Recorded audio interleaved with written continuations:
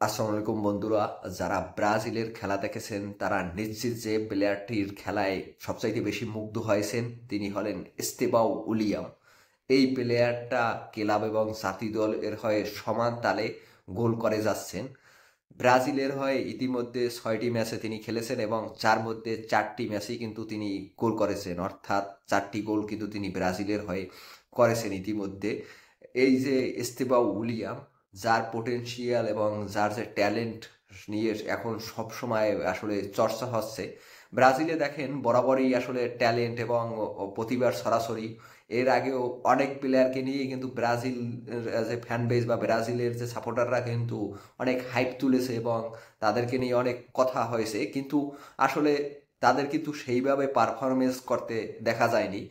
তারা ক্লাবে যেভাবে পারফরমেন্স করেছে, জাতীয় দলের পারফরমেন্স কিন্তু তাদের সেভাবে কিন্তু ছিল না। কিন্তু ব্রাজিল ফাইনালি একজন প্লেয়ার পেয়েছে যে কিনা ক্লাব এবং জাতীয় দলের হয়ে ঠিক একইভাবে পারফরমেন্স করছে এবং ব্রাজিলকে কিন্তু ভালো কিছু স্বপ্ন দেখাচ্ছে। ব্রাজিলকে 2026 বিশ্বকাপে যে ভালো করতে পারে সেই যে আশা কিন্তু তিনি দেখাচ্ছেন। এস্তেবাও উইলিয়াম বয়স মাত্র 18 বছর, কিন্তু তার যে মাঠে ম্যাচিউরিটি এবং তিনি যেভাবে ফুটবলটাকে কন্ট্রোল করেন মাঠে, সেটা আপনি বলতে পারেন যে 18 বছর একজন ফুটবলারের থেকেও তার যে ম্যাচুরিটি অনেক বেশি।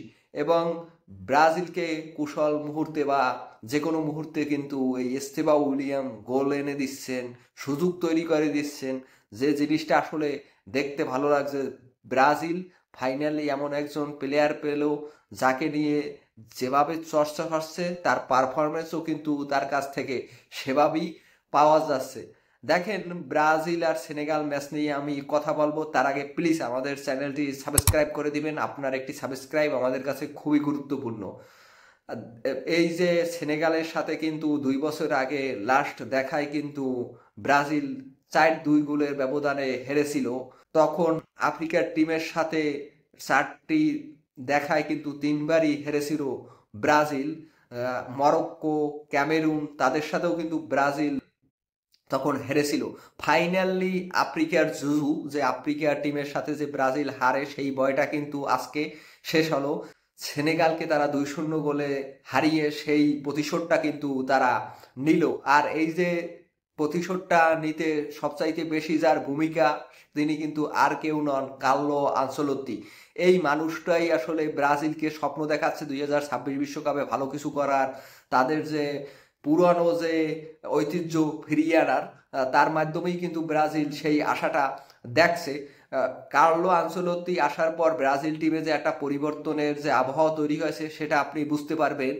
যে কাসেমিরোকে পূর্ববর্তী যত সব কোচেরা ছিল তারা কিন্তু বাতিলের খাতায় রাখছিল, তাকে কিন্তু দল থেকে সরিয়ে ফেলার একটা চেষ্টা আমরা কিন্তু দেখেছি, কিন্তু তিনি তার রিয়াল মাদ্রিদের প্রিয় শিষ্য কাসেমিরোকে ব্যাক করলেন। সেই কাসেমিরো তার প্রতিদান কিন্তু প্রত্যেকটা ম্যাচে দিয়ে যাচ্ছে।